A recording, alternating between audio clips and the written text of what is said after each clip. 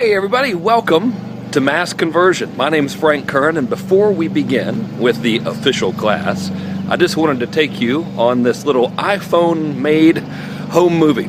Let's go. Before we get started, I want to walk you through my home, welcome you to it, and show you where we're going to be working. So, this is where I live. Now obviously, this video was shot on an iPhone, very professional. Now there are basically three wings to this house. There's the living quarters, which I'll show you here now. I don't know if I've told you this, but I've got 3.5 children. I've got 2 little daughters, a 2-year-old son, and another daughter on the way in about 10 weeks. So we've got 5 bedrooms back here, all clustered together. Obviously, I'm not the only computer guy in the family, so these are where my daughters do their homework. And my little 2-year-old buddy gets in here, and he really doesn't read these books. He just likes to throw them on the ground and then laugh as we pick them up. But there's 5 kids' rooms back here, and then there's the master room. What's also cool about this place, it's a big old house, by the way, 12,000 something square feet, and a guest room, or guest house rather. What's also cool about this place, this little courtyard, this little fountain kind of comes on, you can sneak back out here, and there's a hidden pathway that goes down to the pool area, right through there. My kids like to kind of hide out over there. I'll take you through that in a minute. So, the rest of the house is the hangout wing, I guess, and the living wing. So every morning I wake up and 0 o'clock usually and walk down this giant hallway here. I love the high ceilings in this place. It's probably making the audio and the video be kind of crazy. But I walk down here, and this is kind of the main family room. So I know the lighting is a little bit weird, but one of the things I love about this room is it opens up completely to the outside. So this is our view. Every morning we'll kind of come in here and have coffee. Well, actually we come in here and heat up milk for my 2-year-old and then have coffee and make breakfast. But this is the outside part of the house. It's a pretty big lot here. We got a tennis court and big old yard for the kids to play in and stuff. And there's this little cabana that no one ever really hangs out in. And then there's an orchard right over there where we grow oranges and avocados, and my wife juices them every day. Water slide for the kids, which is kind of funny because that water slide's a little rough. It kind of hurts if you go down it too many times. And then here's our kitchen. This is, of course, where most of our time is spent in the home is in here, and this is a pretty fun kitchen. These great big beams and stuff in here. Really nice place. Now this is classic. I want to show you this. This is about We're about to go on an adventure together, and this is maybe the 5th time I've ever been in this room. This is our formal dining room, and we've never eaten in there. Naturally, like who ever would eat in a formal dining room? But I always thought it would be funny for me to sit like right here, and then for my wife to sit at the other end, and we get rid of all of these 16 chairs or whatever, and then, you know, I could be like, darling, could you please pass me the Grey Poupon? Here's our little wine cellar thingy. Obviously, we're not big drinkers, so if you ever come over, bring some fancy wine so we can pretend to be sophisticated. I guess we have our 1 token bottle of Cristal champagne there. I have no idea what this room is for. It's just another room that leads from the kitchen to the formal dining room. And of course, here's more kitchen action. Now, this is kind of funny. Over here, you're probably wondering why I'm showing you all this. I'll explain in a minute. All right, so this is kind of funny. When they built the house, I guess the people who built it were small, so this is the pantry where, you know, you keep all your pantry and stuff. And look, it's like a little den under here for the dude from The Hobbit. Precious, where's my ring? I think the Hobbit guy's living under there. That's what I tell my children to freak them out. All right, so onward. So this is kind of the living wing of the house, right? This is, I really don't understand the purpose of this little room. It's like a little office off the kitchen. This is where you put your kids in jail if they don't behave. So this is something we're particularly proud of. Not a lot of homes have this feature right here. This is a dead tree. I don't know why we have that in here. So as we ease on back to the hangout wing of the house, I guess you could call it, this is my wife's office, and this is where she does her work. She's a fitness model, and she sells training information online. And if you're lucky, you can find some of her videos where she walks you through how to make healthy drinks like that strawberry water. Of course, this is her. These are some of the covers she's been on over the years. Pretty cool, right? People who built the house are crazy about TVs. I think there's like 7 televisions. And they're also crazy about refrigerators, which is weird. I think there's maybe 5 refrigerators in this place, all of them empty except 2. This is the game room and the bar. Like I said, we don't really drink much, so we need to stock the bar with something, I guess pretend to be sophisticated. 3 TVs in here. Nuts. And a shuffleboard table. Because who could possibly have a complete life without a shuffleboard table, you know, and a little card table. So if you want to come play cards or something, come on with it. I'm real good at something called spoons that my daughter taught me. Had to turn on some lights there for you. Now this is pretty funny. We have a gym here in the house, which I'm sure you could likely guess I don't spend a lot of time in. Look at all of these dumbbells. You know, my wife actually uses this, being in the fitness industry. I foolishly tried to show off and pick one of these guys up one time, the 95-pounder, and successfully lifted it about 3 feet off the ground and held it at knee level, and I think I still have a little bit of a stitch in my lower back from trying that. Now this is pretty fun. This is our movie theater, which we actually use. We spend a lot of time here. Of course, the obligatory refrigerator right there. It's like refrigerator number 5. No idea why people are so crazy about refrigerators and when they build houses here. But this is the movie theater, and this is a pretty sweet theater. I like this a lot. This is about a 10-foot movie screen right here, so you can see kind of the size of it in relation to my hand, and that's pretty fun. And of course, you got your reclining chairs and the sofa-like thingies back there. So all the kids usually take up the back, and I'll sit in the front here because my eyes aren't so good, but we won't talk about that. All right, so then there's more to the place. So we come back here, let me turn these lights off. Well, you know, every big house has these fancy light systems in here where instead of having light switches, they try to drive you crazy with technology.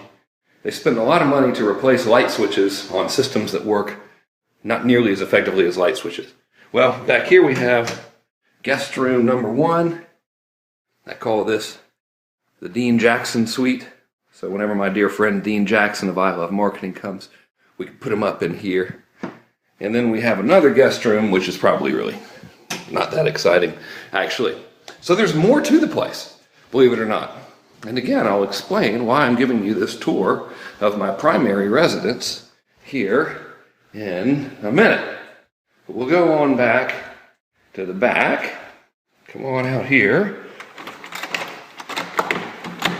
All right, there we go. So out here we have a guest house, which is pretty cool. I like having this. Now, we have never hung out in here, but in the event that family comes for extended stay, you know, this is where they can go. So I'll show you this little house. It's kind of fun. So, onward in here, and this is kind of fun. This is like a little house, you know. I could live in this. This is actually the size of my first house that I ever bought in North Carolina. So this is the guest house bedroom, or that is, rather. This has yet to ever be used. And this is the guest house living room with a little TV and your obligatory white sofas and stuff, and a little card table, and of course more refrigerators, because you've got to have refrigerators and televisions, apparently. We didn't build this house, but I'm glad that whoever did build it, I'm glad they were so considerate. Of course, we got your standard issue garage in here, which is very dark at the moment. Kind of scary. Ooh. Nothing in there. Nothing to see in the garage. Now, onward. You come out of the back of the guest house. You see this table that I had made. This is kind of cool. This is from a tree that fell on a church in Indonesia. And they salvaged it and built a table for me out of there, which is kind of neat. Here's the backyard where the kids can run around, jump on the trampoline there. I tell you, if you got kids, get a trampoline. Greatest babysitter in the world there.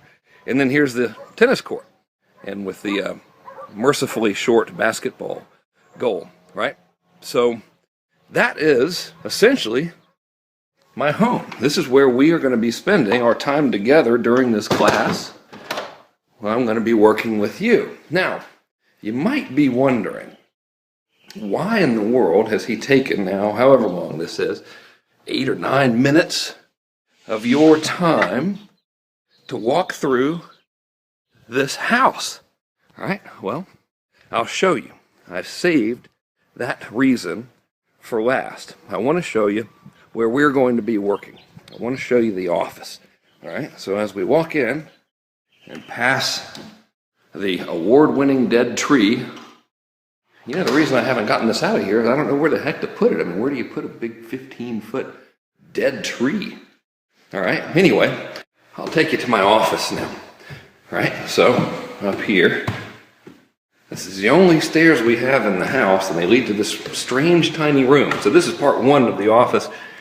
Not a lot happens in here. No, I thought I would try to make it look as if it was a hotbed of activity, but really I just stack mail here and then ignore it. And then eventually it piles up and I have to deal with it. No idea what these little things are right here. Very strange. But now, I've just taken you on a tour of this arguably obnoxiously large house, right? And the reason I did all of that is because I want to share with you what's behind this door here in the office. Are you ready? Are you ready to see the machine that powers all of this stuff, plus another house at the beach I didn't feel like driving down to show you? Well, let's go. The entire lifestyle for myself, my family, my 3.5 children, 2 different residences here in San Diego, all of it is powered by this, by what you see in this relatively empty room. We didn't have any room for this couch here, so I just stuck it as a repository for broken old computers and Dan Kennedy training material. So everything is run from in here. This is a $200 IKEA desk. I think it might be $300. I'm trying to brag here on how fancy my desk is. That's from IKEA. I bought that in around 2009. And everything else is run off of this laptop right here, which is just hooked up to an external monitor because I don't see that well, thus the glasses, and I need a little bit bigger monitor, right? This laptop, incidentally, I bought this in 2011. So everything that I'm going to share with you is powered by this. This is it. And the reason I'm sharing with you all of this, the reason I went through all of this trouble to reveal that the entire giant 12,000 something square foot house, 4 cars, 4 kids, 2 homes, all that stuff, the reason I showed you and talked about all of that is to illustrate that it's created, maintained, and supported by this. An IKEA card table desk and a laptop from 2011. And the overriding point of all of this is that what I'm going to share with you in mass conversion is about 2 things: simplicity and systems. So the whole reason that I took you through my home, ultimately to reveal that this giant home and this great lifestyle and $50 million worth of sales and counting was generated from a laptop on a card table, is to illustrate that any belief system that you might have that you're going to need mountains of fancy equipment are completely false. And I know it's normal to think that way, right? Because it's fun to buy stuff and to get all the gizmos and everything. But the fact of the matter is, it's not necessary. I've built all of this with a laptop on this IKEA desk. This room I'm in isn't even technically a room. This is really supposed to be used for storage. All that stuff you see behind me is circuitry that controls the HVAC systems in the house. But who cares, right? So if you've got drive and ambition and the genuine desire to help other people, and equipment as fancy as a laptop from 2011 or so and an IKEA desk, then I think you have what it takes. So I wanted to make this for you to illustrate that, look, what is going to make the fortune for you is going to be in here. Your willingness to help people, your willingness to step up as a leader, your willingness to provide value, and it's going to be in here, which is going to be your adherence to proven models and systems. Technology and gizmos don't make fortunes, right? It's models, it's systems, and it's heart, and it's brains, and it's good old-fashioned hard work. So here's how this class is going to work. What I'm going to do is I'm going to try to emulate as best I can the experience of you being here with me and me kind of being over your shoulder and showing you stuff on the computer. So I've decided to abandon any fanciness and any fanfare in favor of simplicity. That's why I shot that video with the iPhone. That's why I'm making this video for you on the little built-in eyesight camera that you saw, or maybe you noticed it. It's on that little external monitor there from the video that I shot just a second ago with the tour of the home and everything. So the way it's going to work is I take every little step from each chunk of this methodology, and I'm going to break it down into about a 15, sometimes 30-minute video, and each video is usually going to have an exercise with it. The reason we're doing that is because if you just watch that video, let's just say it's 30 minutes, at the longest, right? Usually they're not even that long. So if you just watch a 30-minute video and then you take maybe 15 minutes to do the exercise, boom, you've actually built a part of your asset in a total of 45-minute period. Whereas other courses might have you watch hours and hours of videos and you never get anything done because you get overwhelmed. So I've specifically built this to be low tech, low complexity, high results, right? High levels of productivity. So the system is essentially comprised of three fundamental pillars.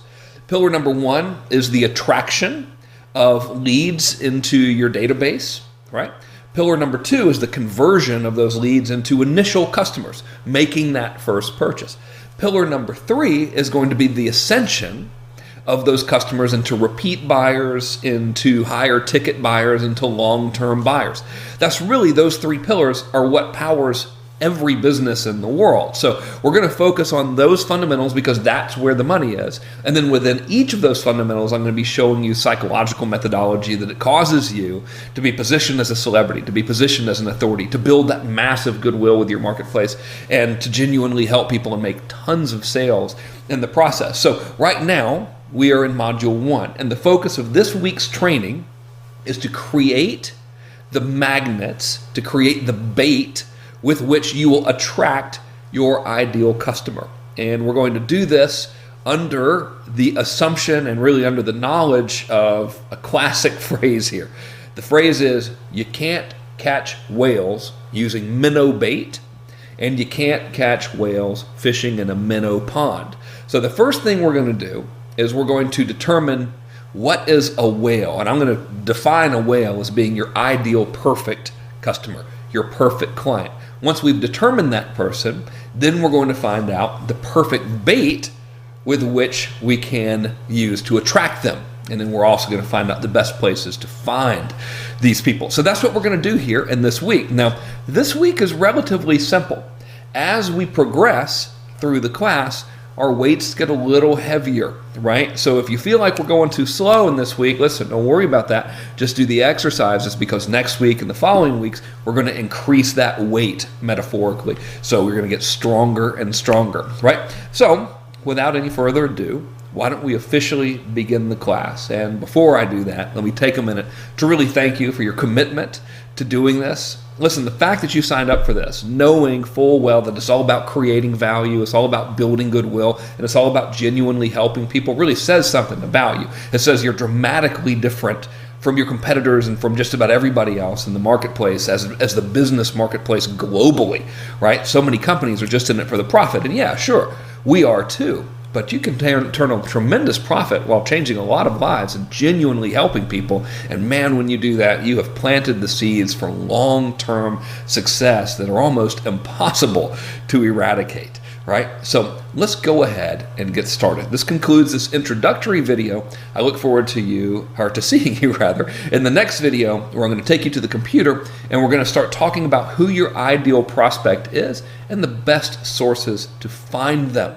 Once we've done that, we're going to create the bait, that is your bribes, that free solution information that we're going to offer to get them.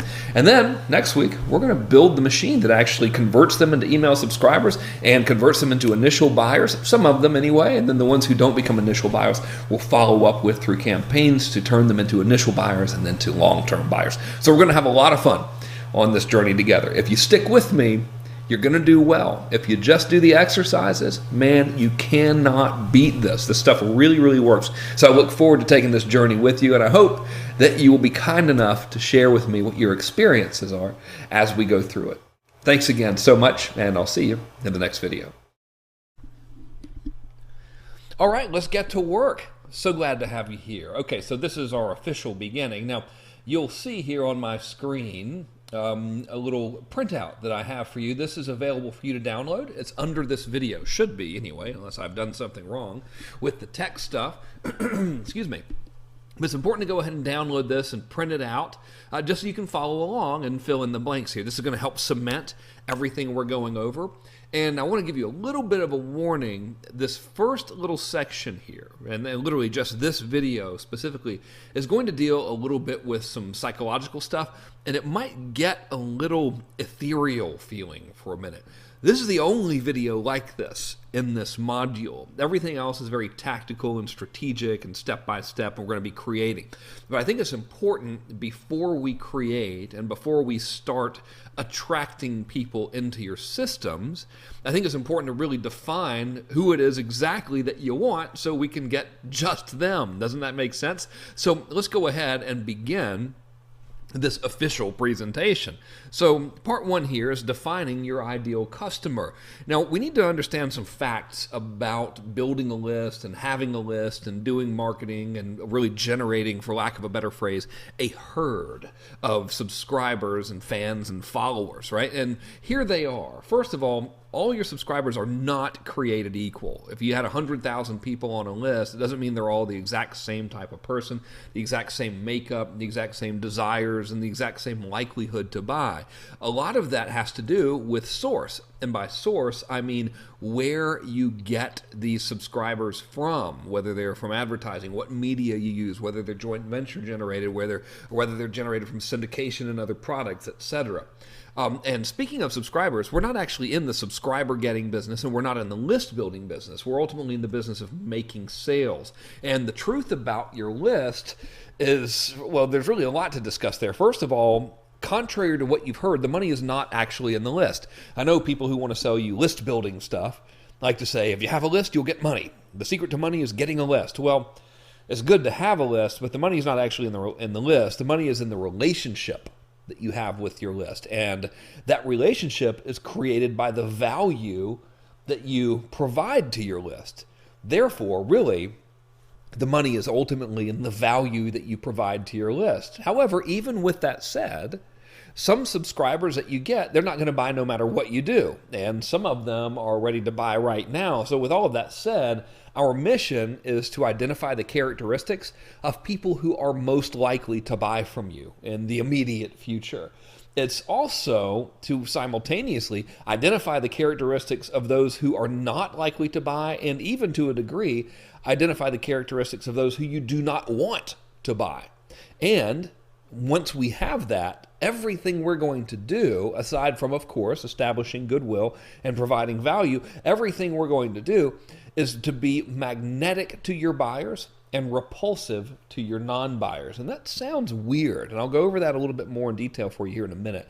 So let's talk about getting into the mind of your prospects, all right? So here's the thing. We attract people into our businesses, into our funnels, for lack of a better word, because they're looking for a solution. They're looking for a result, right? So if you go back to the fundamentals of building a database of prospects, we get them by offering cool free stuff. And that cool free stuff is usually information, and that information is usually about how to solve a problem, how to get a result, right? Ultimately, it's about how to fulfill a desire. Desire is a big, big deal. A lot of, if not all of, your prospects' decisions and actions are ultimately going to be related to their desire and their perception of whether or not you can move them closer to it. So desire is very, very important and very worth us studying and discussing. Now, when it comes to your crowd, really any market, they have two different types of desires. They have one that's called a surface desire, and then beneath that desire, they have something that I'll refer to as a core desire. I don't know why I put desire twice there in that little square. It's just a core desire. I guess I like to be redundant when I repeat myself. So let's talk about the surface desire. So if we were to look at, say, the internet marketing crowd, right? I'll use this niche, this marketplace, specifically because we're part of it, you and I, and it's something we're familiar with. So if you look at the internet marketing crowd, what is their surface desire? What are they really talking about all the time that they want, right? Well, it's going to be more sales, it's going to be more money, it's going to be more traffic, it's going to be more subscribers, etc. Those are all surface desires. But if you look deeper, they're going to have one primary emotional core motivating desire that's really causing their want for all that other stuff, right? And every market's the same. By the way, this works regardless of whether you're in financial planning, whether you're in raw food, whether you're in dating advice. It has no difference at all. It's all the same psychology. Okay, so the way to really figure out the core desire, the real emotional thing that's driving their behavior, is to find the answer to this statement. So pretend you're your ideal prospect or customer. And answer this, fill in the blanks here. If I could just what, right? So if you're in the business of fixing relationships and your ideal customer is a woman in a bad relationship, maybe this answer would be, if I could just make him listen, right? If you are in the health and wellness industry and your target market is women over 40 who are 20 pounds overweight, right? Maybe it could be, if I could just get into the dress I used to wear. Who knows, right? Only you are going to know. But let's examine the internet marketing niche, right? Because we all know this niche. We're all part of it. We either work in it or we consume within it as customers and students. So if you look at that marketplace, what do you think goes here? If I could just what? Well, I can tell you from 15 years of experience, if you were to isolate the beginner segment of that marketplace and even the part-timer segment of that marketplace, the answer to this question would be, if I could just quit my job. And then even if you went to the full-time part, the guys who have graduated from having a job and doing it part-time to now who are full-time online entrepreneurs, it would be, if I could just stop doing the stuff that sucks. So if I could just quit doing customer service, if I could quit doing live presentations, if I could quit traveling so much, whatever it may be, right? So let's examine the beginners. If I could just quit my job. Now, when you have the answer, the completed sentence there, if I could just whatever, if I could just quit my job, if I could just fit into that dress, if I could just make him listen, whatever it is, we need to take that sentiment and try to boil it down to one word. And you don't have to use this word in your marketing. It's just to really crystallize the underlying psychological driver of your marketplace. So when we look at the part-timer or beginner internet marketing crowd, and we know that complete sentence is, if I could just quit my job, if I could just make enough to quit my job, man, that would be great, right? What does that crystallize into? What is one word that could describe that desire, that sentiment? What's the true thing they're craving there? Well, I believe the answer is freedom, right? Now, you might have a different interpretation. You might be in a completely different market. In fact, you likely are, right? So your answer here is going to be different.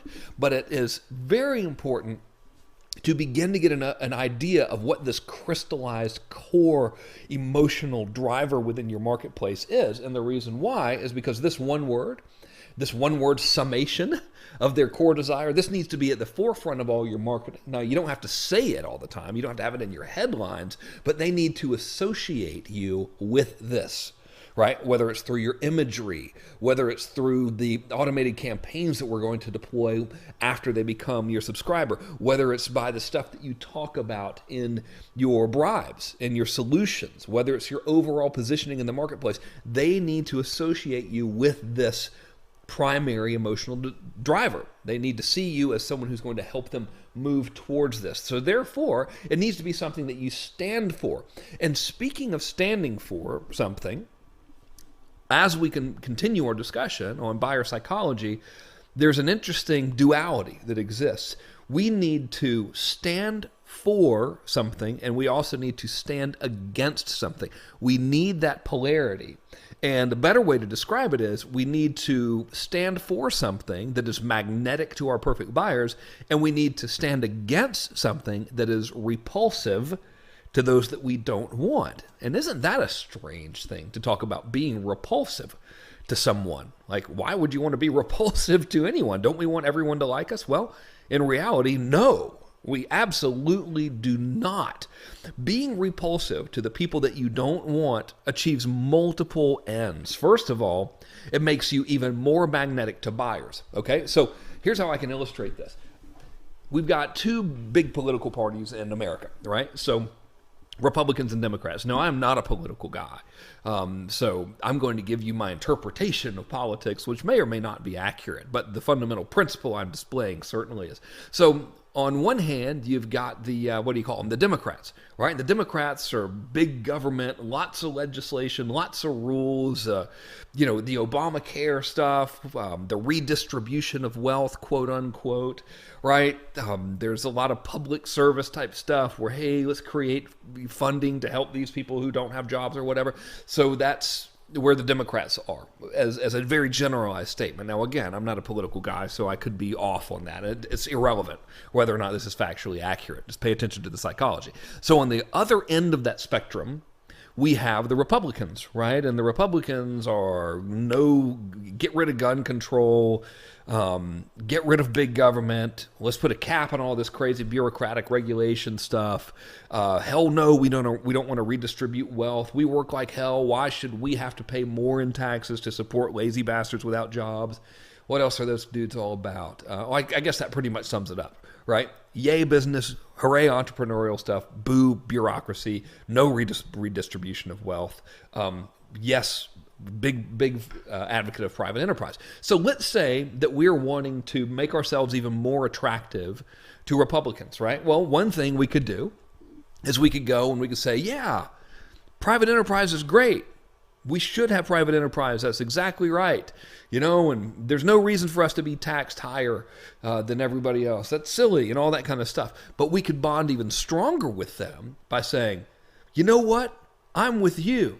Private enterprise is great. And these scumbags who are trying to take away the money we've worked so hard to create by providing jobs for our communities and adding value to our society, these degenerate communist criminals who are trying to steal from us to feed these other worthless scumbags who just want to suck off the government teat deserve to live in another country and let us real people take this back over like the founding fathers intended, right? Now, I'm really playing that up a little bit, but here's what that's going to do. First of all, anyone who's a Democrat, right, who subscribes to the what I think the Democratic beliefs are, again, I really have no idea, nor do I care, but they're going to be like, well, we don't want to have anything to do with this guy. He's an asshole.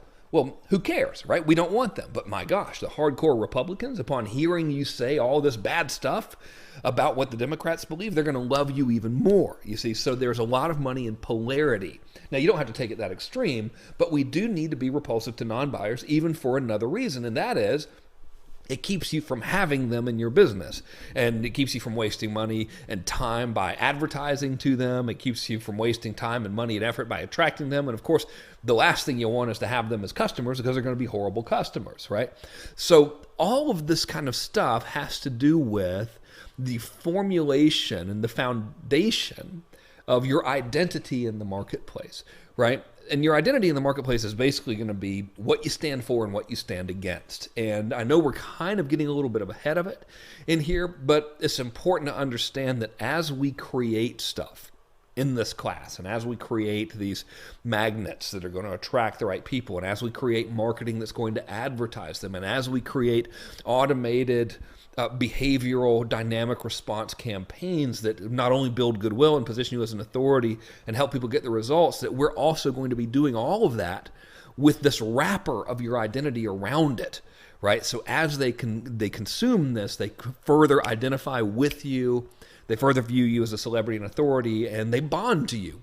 And being repulsive to the bad guys and being magnetic to the good guys is a classic way to get that to happen. So I've given you an exercise. I've given you several, actually, in the handout here. And one of them is kind of this little box where it's got these little smaller boxes in there. And it looks something like this. On one hand, you have the magnetic to. Actually, in my exercise, I put it as cool. And on the other hand, you have it as not cool, right? So what I want to do is just kind of give you an example and encourage you to fill in the blanks on your own here. So I'll give you an example from my business. I want to be magnetic to people who want freedom, right? Why would I want that? Well, that's my perfect demographic. I'm talking about building systems that can emancipate you from drudgery. So naturally, freedom-loving people, not in terms of patriotic America freedom, although I personally hold that in very high value, but from freedom from business drudgery, freedom from enslavement of job that you hate. I want people who resonate with that. Right? I don't want the corporate types. In fact, I want to be repulsive not only to the corporate types, I want to be repulsive to like the business opportunity or bottom feeder person. Right? Now, there's nothing wrong with a solid business opportunity. Heck, starting your own business is essentially a business opportunity, whether it's you're starting a shoe store, a hamburger stand, or an internet business where you're selling information. It's the same thing. What I'm talking about being repulsive to for me personally is the biz-op mentality. The customers who are going to chase the next shiny object, do nothing with it, and respond to and perpetuate hype in the marketplace. I call them bottom feeders. So I want to be repulsive to them, right? Now, why would I want to be repulsive to them? Well, first of all, the clients that I want, which are going to be customers who value leadership, who want to place themselves in a position of leadership and earn that leadership and authority in their marketing communities, they also are going to not want anything to do with the bottom feeders. So by my being repulsive to them and speaking out against them in my marketing, say, hey, if you're a biz-op bottom feeder, this isn't for you, that's going to make the leadership-oriented people more strongly attracted to me. Does that make sense? So also I want to be repulsive to the something for nothing crowd, right? And instead I want to be magnetic to those who value hard work. I want to be repulsive to the guys who are going to respond to the ads that say, hey, if you're still broke, lazy, and stupid, even though you've bought everything under the sun, it's not your fault. It's those gurus. They're not telling you the whole story. See, I don't want those guys because there's another crowd who's also bought everything under the sun and made a fortune. It ain't the material they're buying. It's the person, it's the brain that material's going into. So I don't want that victim blame person. I want them to go buy from someone else or hopefully quit buying altogether and just get to work, right? So I want, and also, incidentally, the person who is going to be a hard work-oriented person, they're also going to be against the victim blame. So as we have a common enemy, whether it's in a group or a philosophy or whatever, that common enemy bonds you to the people that you want, right? I think I've made that point pretty clear.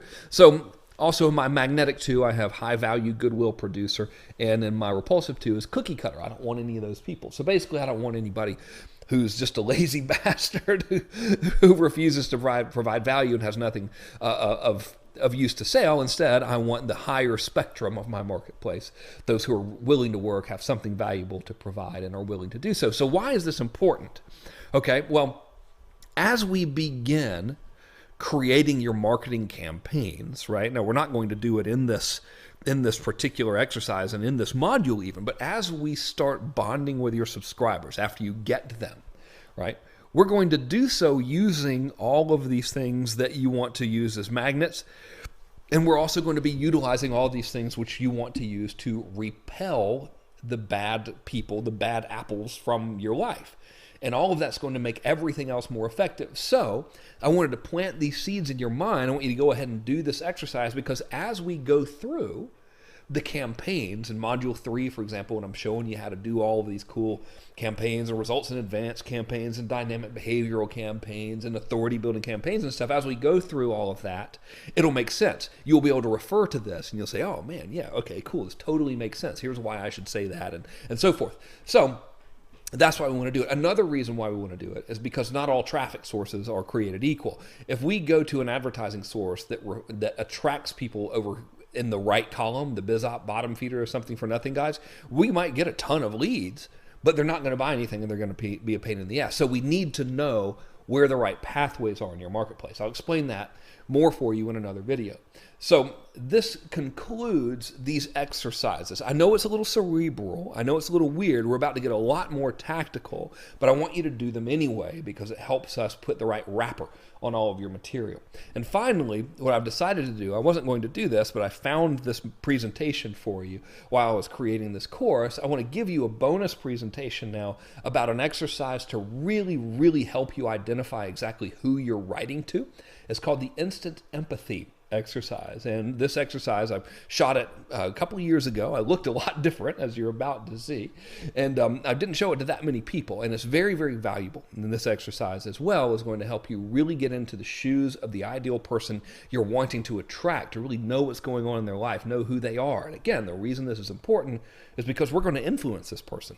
And the more we can bond with them, and of course, obviously, the more value we can provide for them and the more results we can help them get, the more compliant they're going to be with what we want them to do, and the more we're going to be able to influence them and the better customers they're going to be long term. So this concludes the official introductory video to Module 1. Now, I'm just going to go ahead and segue right into the bonus presentation about the instant empathy exercise. So thanks for watching this video. In the next video, I'm going to walk you through some stuff about how to actually start building the assets that attract your perfect people. And for now, watch this instant empathy. Go ahead and do that exercise as well that's in this one, and let's crush it. I'll see you in the next video.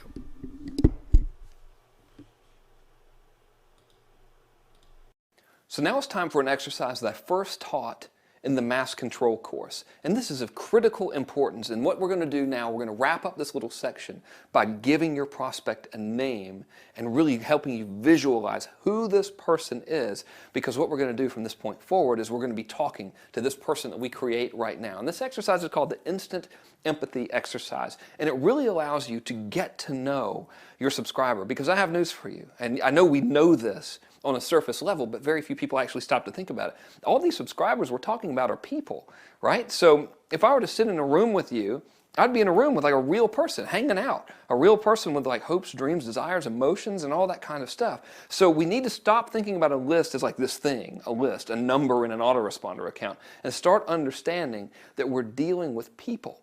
And when we learn how to speak to these people in the language that best fits exactly who they are, what they want more than anything, what their biggest problem is, and how we can solve it, that's when we're really able to start making money. All right, so we start this instant empathy exercise by giving your prospect a name. All right?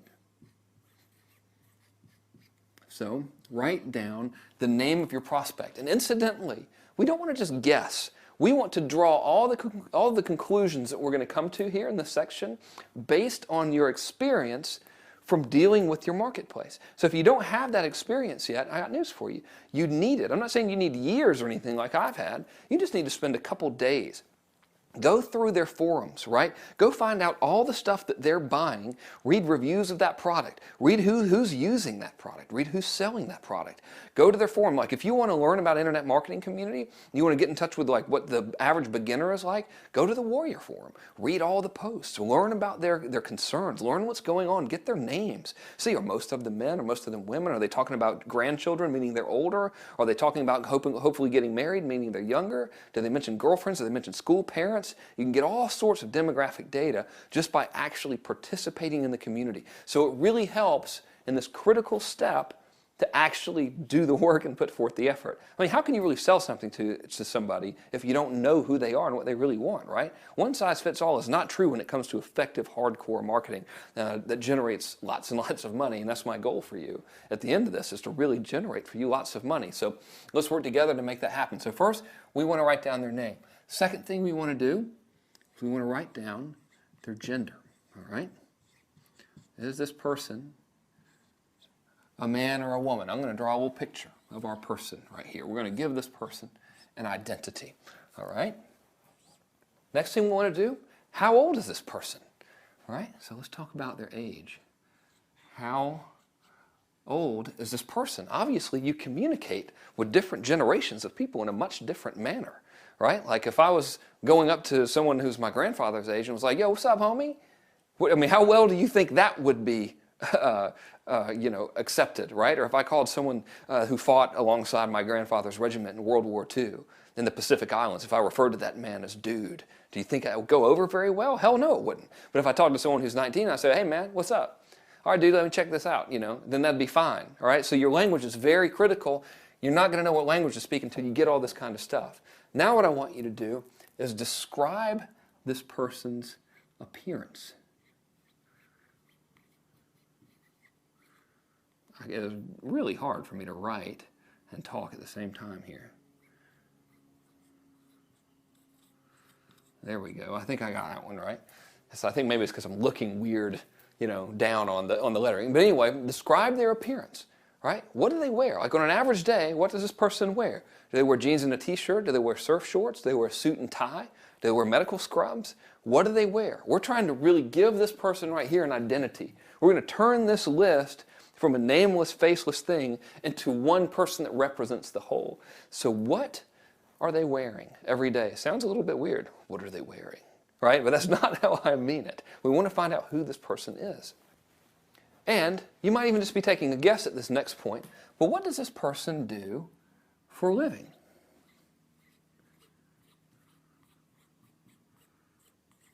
What is their occupation? Right? Are they largely going to be comprised of like professionals? Or are they people who are in the trades, for example? You know, are you dealing with mainly people who are in construction, plumbing, something like that? Or perhaps are you in some sort of you know, medical professional or the scientific community, right? Every market is going to have usually an overlying majority of the people are in a certain type of occupation. For example, most people in the internet marketing community are professional, white collar. This is what I mean by professional, right? Like, you know, the white collar office-y type stuff. Not a lot of people in the internet marketing profession, snipers, for example. Very few snipers. A lot of white collar professionals. And finally, what other identifying traits does this person have? All right? Are they married? Are they single? Do they have children, grandchildren? Are they divorced? Have they been likely to have experienced past failures? Do they all have a single common identifying, unifying thing, such as a market of people who are divorced, or a market of people who have survived a particular disease, for example? Is there one common trait that they all really have that we haven't listed here? This is the time to really get to know that and put it down, right, in this little section, right? Other, married, children, so forth, common identifiers. Let's put that down so we can turn this little stick figure into a real person. So now, let me tell you a very, very freaky story, all right? So I'm looking at the actual exercise that I taught in Mass Control and Mass Control 2.0, and I was saying, I'm going to read this to you. This is some weird stuff right here. This is how powerful this is. So if I were doing this exercise and I was writing to my prospect from a beginner's marketing product, I'd be writing to a 45-year-old man named Bob. So let's do this. Who sells insurance. I'm reading this now because I've done this exercise, all right? Let's put INS to abbreviate for insurance, okay?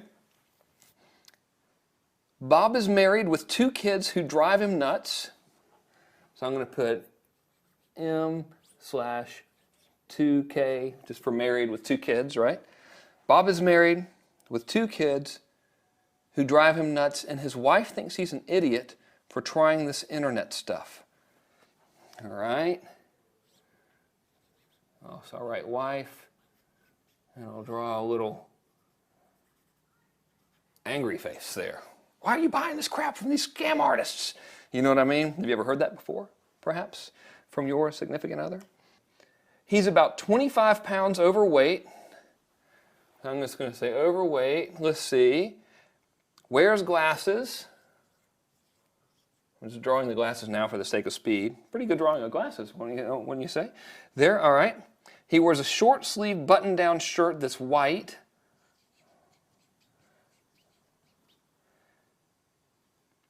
And khaki pants. His shoes are brown leather. So KP for khaki pants, BL for brown leather. All right, and you don't need to abbreviate yours. There's no point in me making you watch me write this stuff down. All right, so his biggest desire is to make enough money to quit his job, which pays him $48,000 a year. All right, 48K. That's important, especially in this context, because I'm selling stuff about money making. Not necessarily as important in your context if you're not selling that kind of stuff. But if you can get that data, then you might as well get it. You know, and even if you don't think you have it, just guess it, because this is about to trip you out beyond belief here. All right. His biggest desire is to make enough money to quit his job, which pays him $48,000 a year. His biggest problem is he doesn't know where to start, and he gets information overload because he sees so many promotions. All right? Does that sound familiar at all? So now let me tell you a crazy story. You remember that core influence presentation that I told you about? Or rather that you probably saw during the pre-launch. If you haven't seen it, you can go to getcoreinfluence.com and get it. It's great. It's wonderful. Actually, it's some of my best work and will genuinely help you. So I did that presentation 2007 or something. I can't remember. 2007 or 2008 in Orlando, Florida. I literally wrote it out on the plane, right, on the way down there. Because I had just released Mass Control. I was like, you know, flavor of the month in the internet marketing world and all that stuff. And they're like, come do the seminar. And I was like, yeah, all right, what the hell. And I didn't want to get down there and like do lame pitch fest bullshit. I wanted to do something new and I really wanted to help people. So I came up, I had this core influence concept in my mind and I wrote out the presentation on the plane. I get to Orlando where I'm staying with John Reese at his house. John sleeps like 2 hours a year, right? So I finally get to do the presentation. I'm exhausted. I look horrible. You'll see the video. I mean, it's terrible in the thing, as opposed to how awesome I look today. You know what I mean? But I get there. I give the presentation. I discuss this exercise. When I'm finished, someone comes up to me from the crowd who has bought Mass Control, who has done this exercise, and they say, you're not going to believe this. This man introduced himself. His name was Bob. He was a man. He was 45 years, well, obviously he was a man. He was 45 years old. Bob did not have glasses, but he did have on brown khaki pants, white button-down shirt, short-sleeved, brown shoes, all right, leather. He made, I think he made like $45,000 a year, so we were close enough. He was married. He had 2 children. The only difference that he said was his kids didn't drive him crazy. That was all. We described this person to a T. That's when I knew that this exercise was real. I did this exercise before ever meeting this man. He buys my stuff because I'm marketing specifically to him, right, throughout all of my presentation for that product. He buys this stuff. Months later, I'm at a seminar doing the presentation, talking about it. He comes up to me, he goes, I'm that guy that you determined was your average buyer in the instant empathy exercise. I'm that dude. How heavy duty is that? So don't you think that it is worth your time to take and do this seemingly bizarre and pointless exercise? If you can identify someone down to the actual person that makes up your ideal average client. So now when we're writing to that list, we're not writing to a nameless, faceless list of people that everyone else tries to tell you, that's, oh, it's just the list. We're writing to actual people, right? And when you write to actual people and you write from your heart with their best intentions in mind, that's when you get paid. That's when this stuff becomes effortless, right? That is really one of the sources of my magical powers for being such a great internet marketer, as they say. Thank you very much, people who say that, is this. So right now, we're defining who this person is. We're giving this person a face and a name, and here's the deal. For the rest of this course, and for the rest of your internet marketing career, your number one focus is going to be on helping this person get what they want. And when you do this, you will prosper. I absolutely guarantee it. So let's move forward to the next section. All right, welcome back. Now, enough cerebral psychology. Now let's get to work. You know what we're going to do? And this module, of course, is dedicated to the beginnings of building your list. And in order to start building a list, we have to have something to give away, something to entice people to want to join your list. And it's not enough to do it the old way anymore, right? So the old way looked like this. The old way was you would advertise a free report, and then they'd see your sales letter, usually immediately upon opting in. Of course, you'd send them an email or something that said, hey, here's the free report. And then if they didn't buy immediately, you would send them an email every 10 minutes that said, you better buy this or else the terrorists are going to win, or something like that. Well, the rules of the game have changed for us. Now, your competitors are probably still doing this. That's the good news. The even better news is their customers hate them for it. You and I are going to do something dramatically different. Here's what we're going to do. We're going to focus on solutions, and we're going to focus on solving the underlying problems that are causing their primary symptom.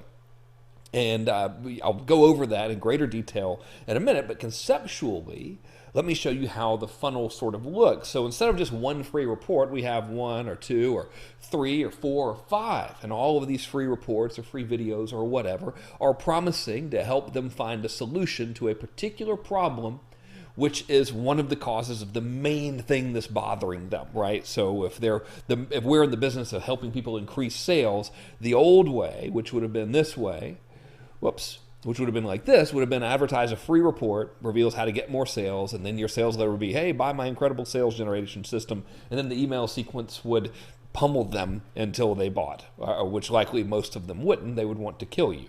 So the new method is like this. Now we know that lack of sales is really the symptom of a series of problems, and we need to solve those problems. So that first problem might be they're not getting any traffic. So we give them a free report, reveals how to get more traffic so you can increase sales. Another thing causing the lack of sales might be bad conversion on their opt-in page. So what do? We offer a free solution, reveals top 10 high converting opt-in page templates and how you can utilize them to get more subscribers so you can, what? Say it with me, make more sales. The third thing that might be the cause of their low sales might be follow-up, right? So free report reveals how to create an automated email follow-up system to engage more of your subscribers so that you can, say it with me, create more sales, right? Now, all of this stuff, instead of going to the initial sales letter, goes to something that's called an ELO. Now, if you're my age, you know that stands for Electric Light Orchestra in the musical community, but in marketing, this stands for an educational liquidation offer. And what this is usually going to be, no, it's not mandatory, but I like to do it because it helps us make money and it also helps us with our positioning, is this is going to be some sort of a tutorial which is also a sales pitch. I'll teach you, of course, how to do this based on a template that I'm going to give you in this course. The function of this is to immediately establish authority, immediately to establish goodwill by education and engagement, and also to potentially make a sale. Now, of course, not everyone who opts in is going to immediately buy something, and we know that, and that's fine. But instead of pummeling them with your traditional email sequence, we're going to put them in something called a behavioral dynamic response campaign. And this is where we utilize different marketing messages based on what they click and what they respond to. And that's really cool. And then once they become our customers, we put them into an ascension campaign. But it all starts over there on the left-hand side of this slide, which is by offering solutions to their problems. And I always call these solutions, these free bribes that you give people in exchange for their contact information, I call these lead magnets. The thing about the lead magnet is whatever the lead magnet it is critical to attracting the right leads. So for example, let's say our ideal customer is a 7-figure business owner who wants bigger conversions, right? Well, if we advertised a lead that said something like 10 easy ways to make $500 a month in your spare time with no work, we're not going to attract that guy, are we? We're going to attract bottom of the barrel style business opportunity seekers who are likely to never have a 7-figure business in their life, right? So we always need to have that message to market match there. Thankfully for us, in terms of what type of lead magnet to build, most of, if not all of our work has actually been done for us. And it's been done for us over probably about a 20 to 30 year period of rigorous testing by trashy magazines. And not necessarily trashy, by the way. They don't have to be trashy. So including, but not limited to, Cosmopolitan magazine, Oxygen magazine, Men's Health, all of the Rodale magazines, for example. All of these magazines spend a fortune, and I mean really a ton of money, on copywriters and editors whose sole job it is to sell more of these magazines. And as you can imagine, what sells magazines? Well, the covers.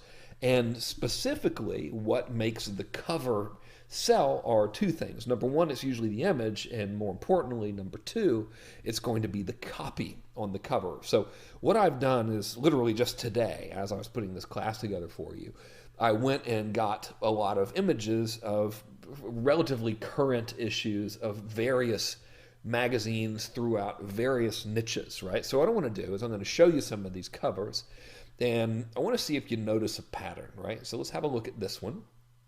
Okay, and I'll just sort of give you a second. I was going to challenge that guy to a fight, but I didn't want to show off. You know, I didn't want to make him feel bad about himself, so I don't think I will. So anyway, you got it? Okay, now let's see if we can notice a pattern. Let's have a look at this one. Ignore the images now. We're looking at the copy. All right, so you ready? We got that one. Here's another one. I actually met this girl once. I was on a show with her, strangely enough, about surfing. I had like a 5-second blurb on there. Pretty nice lady. Anyway, you notice You looking for a commonality here? Now, should be pretty easy to spot. Okay, and again, ignore the images. Now, let's just look at the copy on here. Here's another one. Now, the big commonality, I'm going to start giving you a hint now. The big commonality is on the other side of the cover on this one. Not on the inside cover, but these first two I showed you, the thing they have in common is on the left, and on this one, the thing they have in common is on the right. Okay, so here are a few more, right? So here we go. I'm going to start reading some of this to you now. I think you've gotten it. So Cosmopolitan, these guys have one thing on their mind, it turns out, on Cosmopolitan magazine. 100 sex questions is cover number 1 over there. 50 sex moves, cover number 2. 10 things guys crave in bed, cover number 3. Cover number 4, 60 sex tips. And then, of course, you can also look leaner naked. And who wouldn't want that, right? And so now let's go back more cosmopolitan, right? Fashion Frenzy, 245 shoes and bags, all right? Another one with Gwen Stefani on here. I think that's who that is. No, it was Lady Gaga. Sorry, Gwen. 50 things to do butt naked. Who wouldn't want to read that? That's great. The next one here, the third cover, 25 sex moves. Now, let's move out of what some would call the, somewhat trashy aspect of it and go back into the health and fitness. Here's a magazine called Oxygen, a Canadian publisher, Robert Kennedy Publishing. Good company over there, nice family business. And what do they have over here? 23 instant fat loss tips at the bottom of this one. The second one, amazing abs in just 28 days.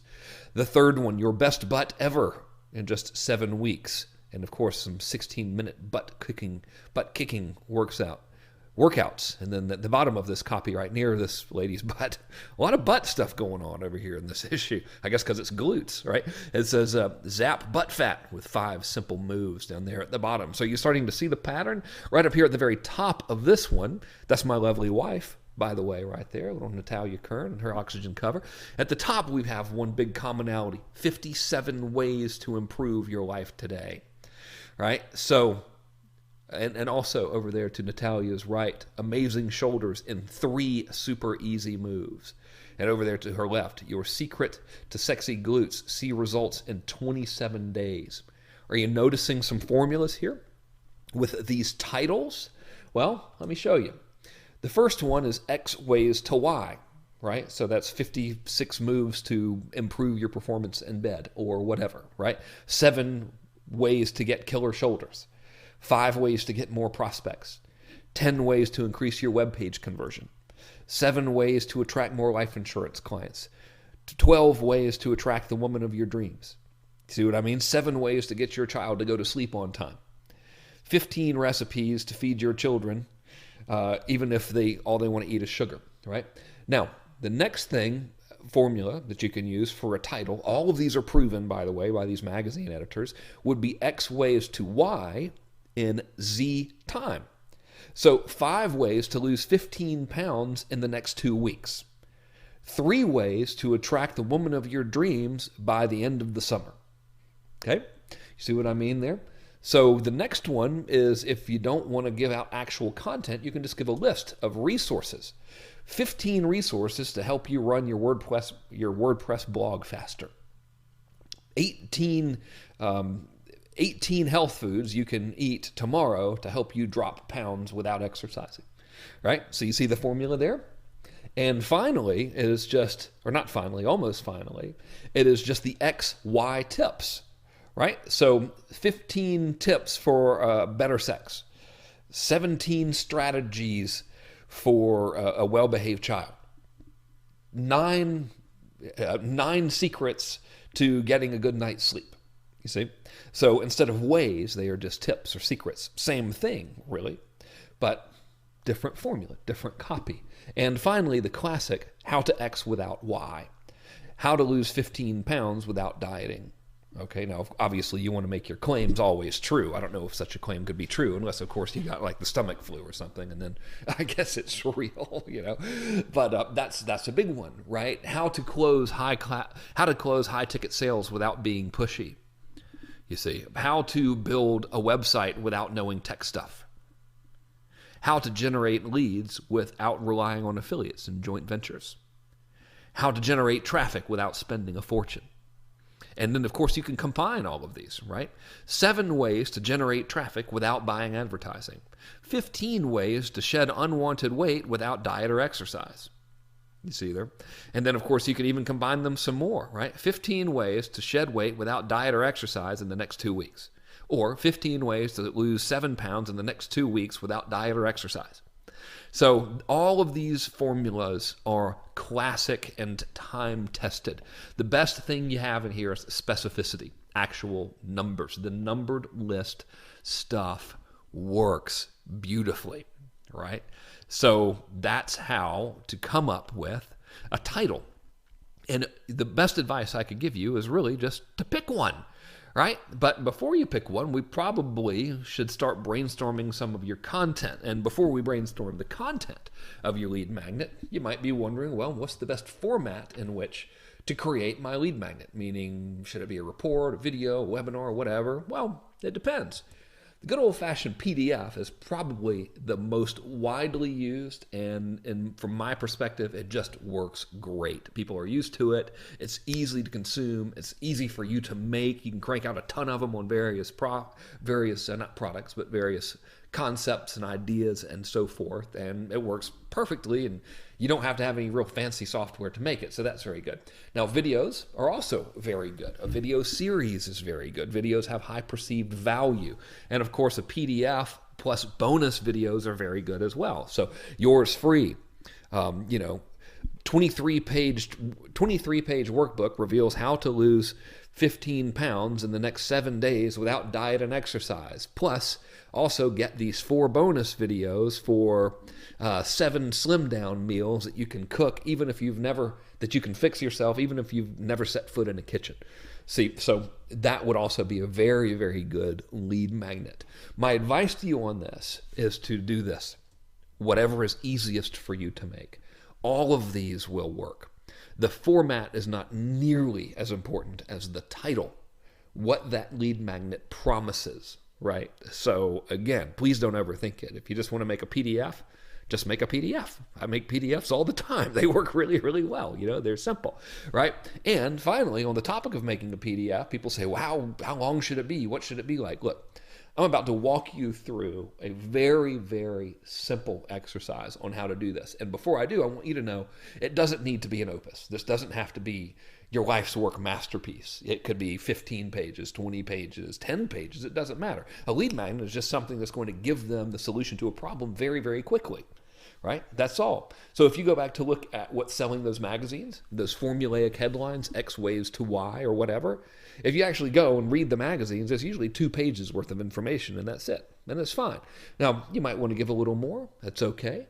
But the point is, you don't have to make it forever, So let's talk about making the content. I'm going to end now on this video, and what I'm about to walk you through is a very simple process that you can use to brainstorm multiple lead magnet ideas, and also to get a very crystal clear picture of exactly what to say in your lead magnet. So I'll end this chunk right here, and I'll see you in the next video where I'll walk you through this process of how to actually come up with the content quickly for really as many lead magnets as you can crank out. So I'll see you in the next video.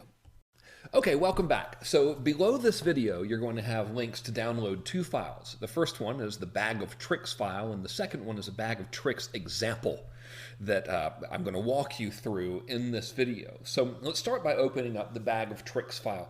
You can either print this out, or you can accomplish the same thing by simply taking a blank piece of paper and drawing a vertical line down the middle of it.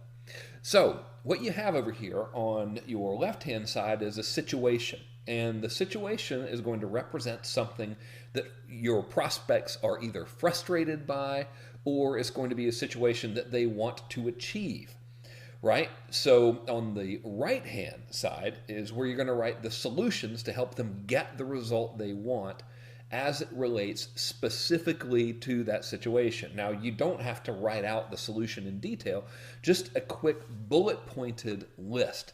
So there we go. Give up the other file here.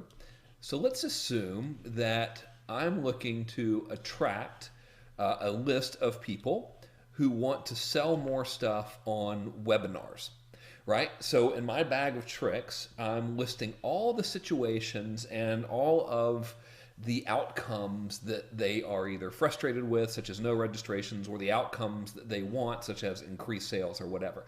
So you'll see over here on the left-hand side, I've listed no registrations, right? So that's the situation that they're experiencing, no registrations.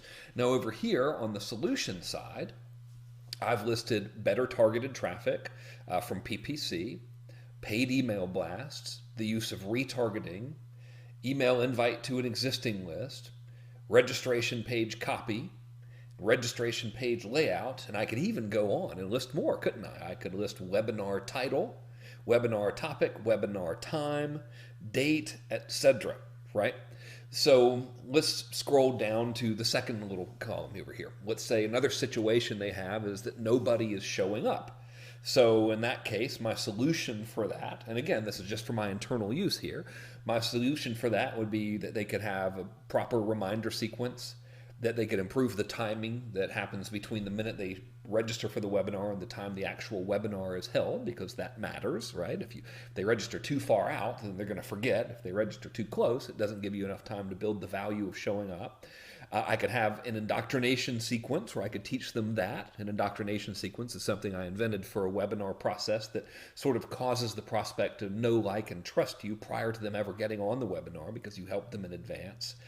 I could list ways where they can overcome skepticism by explaining why the webinar is different, because one of the reasons that people don't attend a webinar or don't do anything is they think it's going to be something like they've experienced in the past that they didn't like. So another one that I could have that would fix that problem is to teach them how to avoid doing replays and train people to actually show up, because most people don't show up on webinars because they know that, you know, the next day they can just get a recorded replay that they can watch at their leisure, right? So those are two situations in which I've created a list of solutions. Okay, so I'll go on here and I'll scroll down a little bit just to sort of give you some more ideas of how to brainstorm this type of thing out. Let's say the same crowd here, and again, these are people who are wanting to sell stuff on webinars, right? They might have a situation in which they're not getting enough sales. So my solutions over here that I've written down on the left hand, or rather on the right hand side, that's the other left, on the right hand side, is I could teach them how to do a post-webinar sequence. And that's this two-part sequence that occurs after a webinar has been held, where you overcome objections by continuing to teach, and then you do something called a countdown sequence. I could also teach them something called the ultimate close, which is at the end of the webinar. There's a structure that you use to make your offer, similar to the 12-step offer structure I have here. So I could teach that as a solution to that problem. I could teach the 5 steps to a good webinar that sells, because there is a specific 5-step overall structure. I could teach them how to address skepticism in their webinars. I could teach them the use of boosters, such as deadlines and better than best and bonuses and so forth. So there's a lot of things I could help them with that would overcome that problem, that would be solutions to that situation. And the same goes on with tech overwhelm, and the same goes on with another situation they might have, which is writer's block and lack of confidence. So let's choose any of these, right?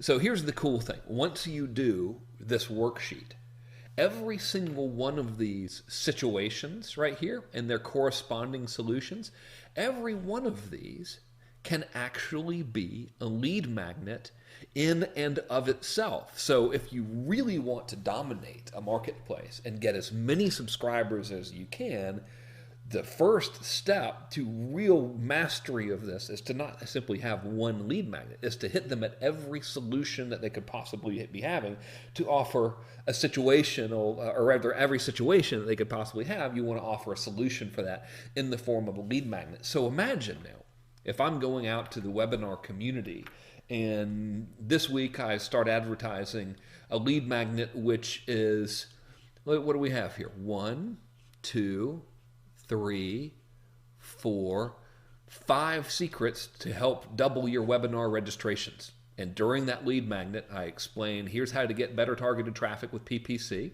So I'd walk them through some Facebook targeting, some some custom list stuff in Facebook, etc. And then I say here, and then I would teach them how to do paid email blasts. I'm not talking about spam, by the way. I'm talking about using sponsored emails to other existing newsletters, right? Such as using the directory of e-zines or smart briefs and all other sorts of resources. I could teach them how to do retargeting, right? So if someone hits their opt-in page and doesn't register, you can sort of follow them around through retargeting. I could teach them a simple campaign to get their existing list to come and show up for the webinar. Another thing I could do is I could teach them, 6 different headline combinations and bullet point combinations for registration page copy. And I could also teach them and even show them 4 or 5 proven registration page layouts that have been getting good conversions for webinars. I could teach them any or all of these.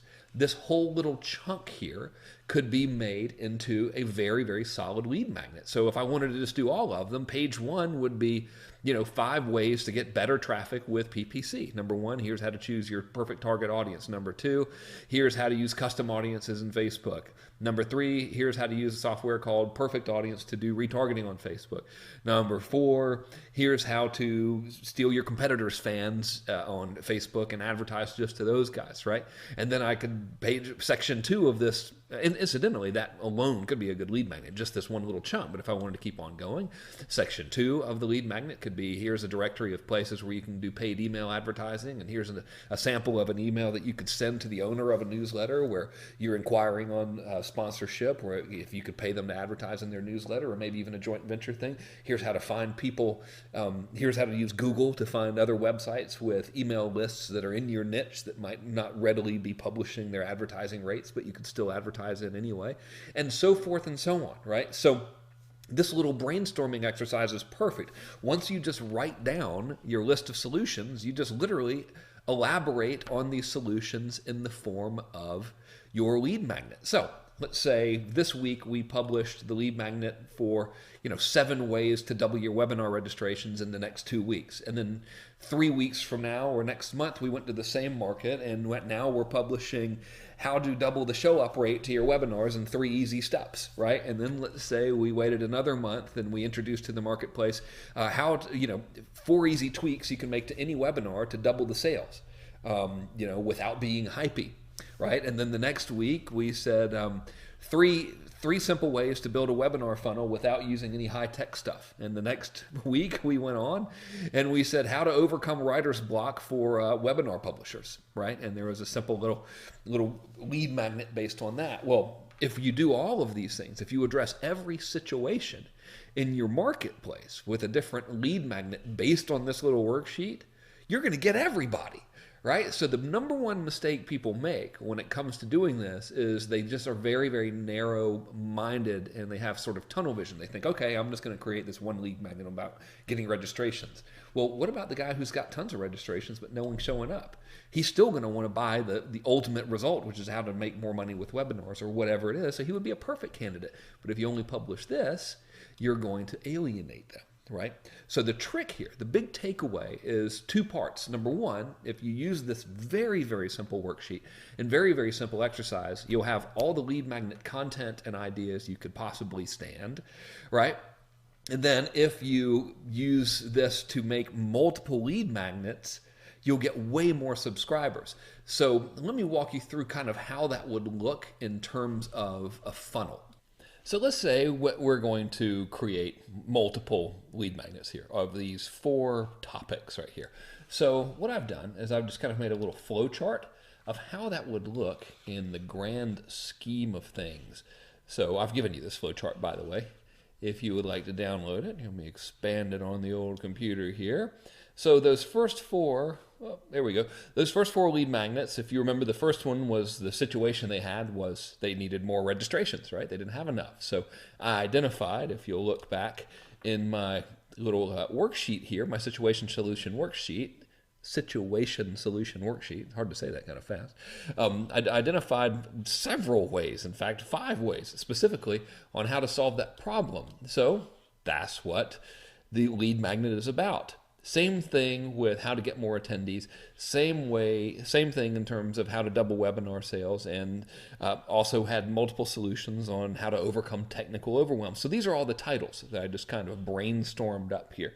And the way it would work is I would have traffic sources, and I could have multiple traffic sources depending on lead magnet. It wouldn't matter, joint ventures, email advertising, PPC, Facebook posts, Google AdWords, Bing, and all of that sort of stuff. Content network, you name it, right? Any sort of traffic source in the world. And all I'm doing is just advertising these lead magnets. And all of them, of course, lead to the same singular funnel, which in this case would sell a product on how to have better webinars, right? On how to do good webinars and how to make them sell, etc. Of course, which I do have that product. So I should probably follow my own advice on this one because the product sells very, very well. So that's the big picture overview of how this works. So right now, why don't we go ahead and just let me walk you through a very, very simple worksheet to help you flesh out the content of just one of these. And the worksheet is plug and play. So of course you could do it for as many lead magnets as you want. But I'll pause this video, or rather I'll end this video here. And in the next video, we'll just go over a very simple little worksheet to just crank out these lead magnets today. At least get your first one made today. Now, here's what's interesting is most businesses, most internet folks, they just build everything off of one lead magnet, maybe two. So I'm not telling you have to create 4, 5, 6 or whatever, but if you really want to crush it and get everywhere, this is one of the ways to do it. Right? So in our next video, I'll walk you through how to get this stuff created in no time flat. So thanks for watching this one, and I'll see you in the next one. So now that you've got your bag of tricks and your situations and your solutions all listed out, it's time to go ahead and create this sucker. And what I've done is I've created a little systematic approach to lead gen creation. You can also use this for product creation, by the way, and it eliminates any mental blockage. So we start here. And what we have here, of course, like I said, situation right here, and here's a solution. Now, every one of these little solutions is known as something that I like to refer to as a milestone, meaning that if they want the overall net effect of all of these solutions, they need to accomplish each and every one of these milestones. So if the guy needs more registration, then he needs to get better targeted traffic from his PPC and more traffic from his PPC at that. He needs to potentially deploy paid email blasts for traffic increase. He needs to deploy retargeting. He needs to do a proper email invitation to his existing list. He needs to have a good converting opt-in page instead of what he might be using. And of course, he needs to have good page layout as opposed to what he might be doing. So all of these are something that I call milestones. They're stuff he's got to do.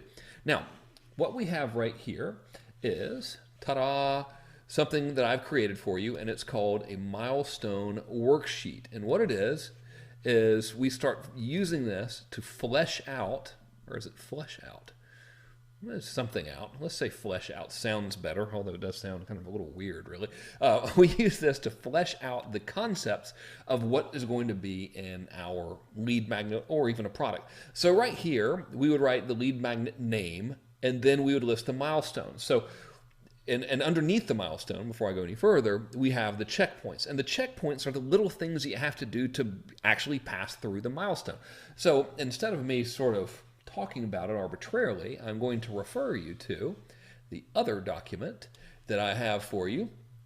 And of course, it's below this video as a download. And this is the milestone worksheet example. So we go back to that first situation solution that we identified in our little worksheet that we just did there in the last video. And we say, okay, what we're trying to do is we're trying to get this prospect 5 steps to double registrations. So each of these milestones is going to represent a step. Now, of course, there are only 4 steps here, so you have as many of these worksheets as you need. You can just print them out or make your own on loose leaf paper, right? So I've just outlined 4 of them for the sake of illustration. So first milestone is better targeted traffic. So now we say, okay, well, what does he have to do in order to get better targeted traffic? And that would be the checkpoints. Now this is, I'm just bullet pointing it out. There's another worksheet we use to really elaborate on all these bullets. But right now we're just getting it out of your head and onto paper so you can just put all the pieces together quickly and easily. So what I've done is I've just written down really quickly, he's got to do competitive research, he's got to do complementary targeting, and he needs to create custom audiences, right? And that's 3 of the things he's got to do. Now I could go on if I wanted to, but I won't for the sake of this demonstration. Our second milestone he needs is good registration page layout, right? So, okay, what does that mean? Well, he needs to not use out-of-the-box registration pages, first of all. So, you know, the GoToWebinar and Stealth Seminar ones and all that, they're kind of overplayed, so they don't convert as well. So he needs to build his own. What can he use to build his own? Well, he could do it the old school hardcore way using Dreamweaver or whatever, or he could use like really cool template-based things like lead pages or megaphoneapp.com. That's one of my favorites. And then, of course, I could show this prospect examples from my own campaign. Say, now look, here are some layouts that are really, really working for me, and here's the conversion rates and so forth.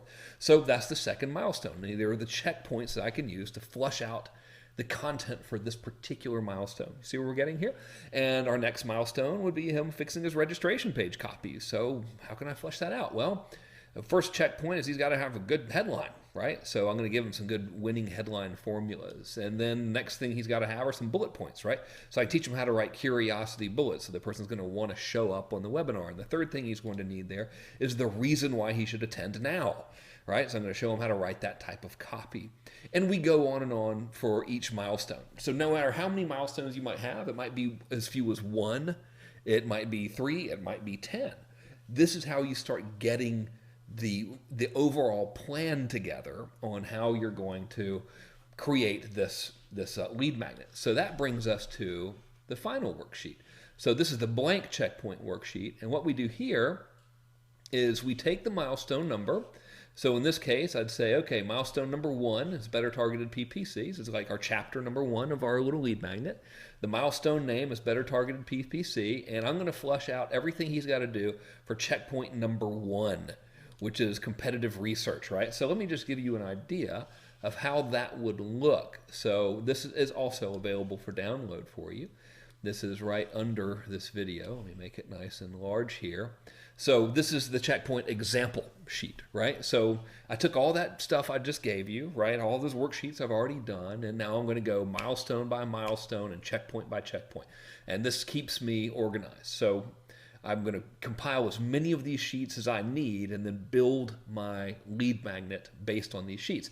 So milestone number 1 is traffic, right? And I'm putting that just as the general name of it. Now, of course, it's better targeted PPC here, but traffic just sounds a little cooler for me. So that's what I would title my lead magnet. That's what I would make that page, you know, or that the title of that section of the lead magnet would be how to get traffic to your registration page, right? And checkpoint number 1 here, if you'll remember, is competitive research, right? And I've named it research. So here are the steps that they would need to go through for that particular research checkpoint. I'd say, okay, well, first thing they need to do is they need to identify their top 20 competitors in Google search results by searching for the obvious keywords and seeing top 20 guys who are competing with them. Then they need to find and make a list of all their Facebook pages, make a list of all their affiliates and all their affiliates' Facebook pages. They need to sign up for everybody's newsletter, and they need to find other properties that these other guys might own using a ninja search method. And that ninja search method, incidentally, is usually at the end of a web page. It will say something like copyright, corporate name, corporate address, 2014.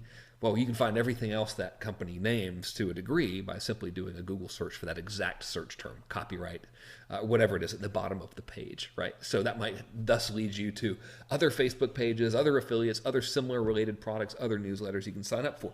So I would teach them to make a list of all that stuff.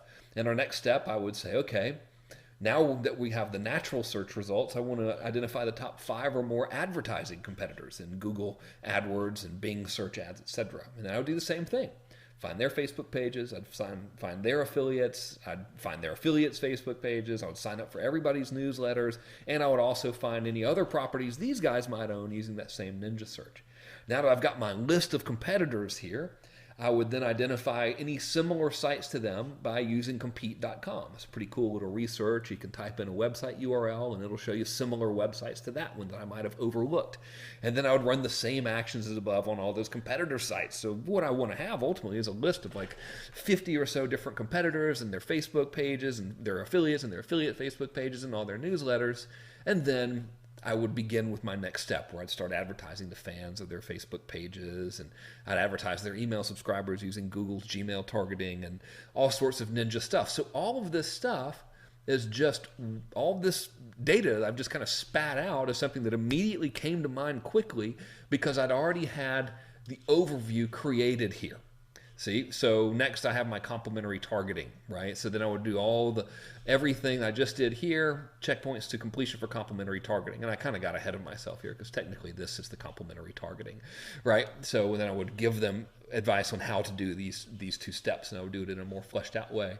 And then I would say, okay, also custom audiences. Here's how we create custom audiences and so forth. And I would teach them everything that they would need to do to go through that particular checkpoint.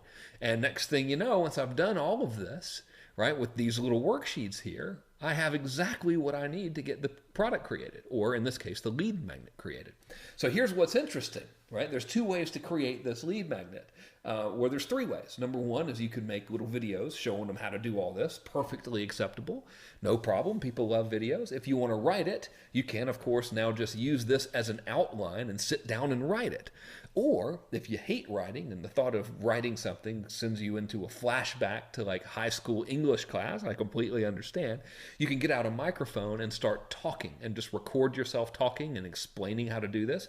You can even have someone come into your office and ask you how to do it and you answer them and you record that.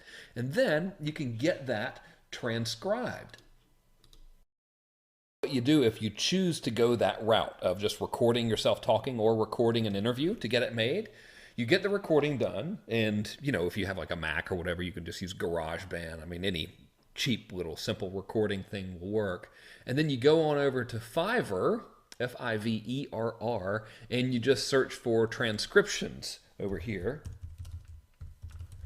So here's all kinds of people who will transcribe. So, I mean, look, it's super cheap.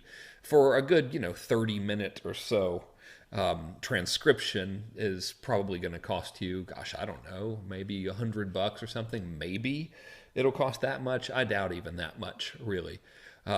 Usually mine are around 90 minutes or so because I kind of ramble a little bit. I often have webinars transcribed and then turned into books, and I think it cost me maybe $150 or something for 90 minutes worth of transcription.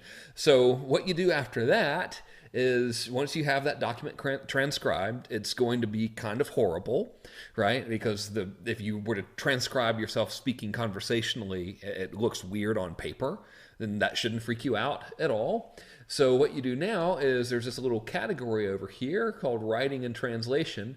And within writing and translation, you have, where is it over here? We're looking for editing. So, where'd you go? Editors. Come on. Not copywriting, not creative writing, not reviews, speech writing, others. Here it is. So we'll have it over here in the others, or you could simply go to editing. And these guys I will edit your book for you. Here you go. So here's one. So you can find all these people that will do the editing for you. And essentially you say, hey, listen, I want you to take this transcript right here that looks terrible, and I want you to edit it and make it read like a pretty good document. And when I have that done, I have massive documents created. I'm talking about like 85-page books done, professionally done, and it might cost me a couple $100 to do. And this is exactly the process that I use.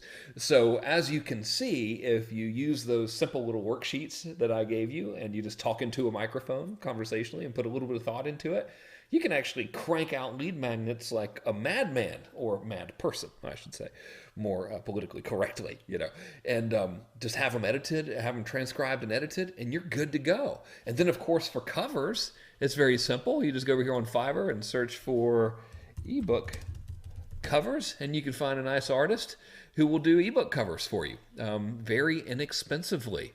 Or you can even have one with the dude with his shirt off. I mean, who wouldn't want one of those? You know, I guess depending on the niche, it might make sense. But you see there, everything's available here now on this Fiverr site. It's wonderful. And there's no need to spend a lot of money on this. And there's no need in the world to make it hard. And it's not like high school English class. It's super easy, especially when you use these little worksheets that I've given you. So all the worksheets and stuff are under this video for you to download and fill out. And look, you know, if you go ahead and fill those things out right after we hang up here, for lack of a better term, and record your lead magnet, or just write it if you're good at writing, you'll have one of the biggest pieces of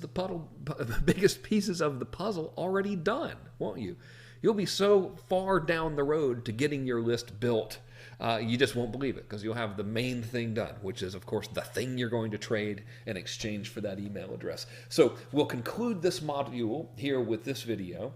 In the next module, it'll be very, very simple. We're just going to start going over how to build high converting opt-in pages for your lead magnets. So that concludes this module. I look forward to seeing you in the next one.